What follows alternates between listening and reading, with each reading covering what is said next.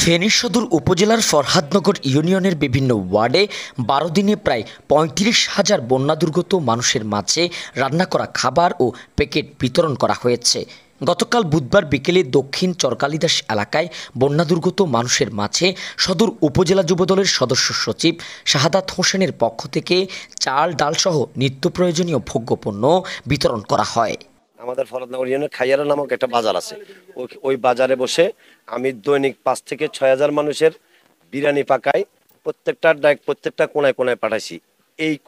এই শুধু ৯৯টাতে আসা আমাদের জন্য একটু অসুবিধা আছে। অতিরিক্ত পানির কারণে আমরা নৌকা দিয়ে এখানে পার হওয়ার মতো কোনো সুযোগ ছিল না, কারণ এখানে নদীর অপোজিটের কারণে হওয়াতে আমরা তেমন বেশি যোগাযোগ মেনটেন করতে পারি নাই, মোবাইলের নেটওয়ার্ক নাই, যার কারণে এখানে মানুষগুলা বেশি অসহায় ছিল।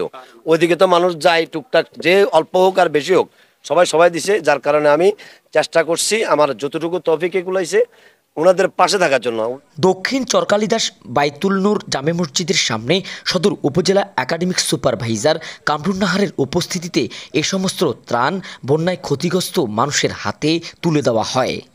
এই যে সমস্যা আছেন সরকারের পক্ষ থেকে বা এই যে জনপ্রতিনিধি যারা আছেন, যে কোনো আমাদের যারা সমাজসেবক বিভিন্ন জায়গা থেকে আমরা চেষ্টা করব বিভিন্নভাবে উপহারগুলো এনে এই বন্যার পরবর্তী সময় যেন আপনারা আবার ঘুরে দাঁড়াতে পারেন, জীবনটাকে স্বাভাবিকভাবে চালাতে পারেন, সুন্দরভাবে চলতে পারেন, সে চেষ্টা করব।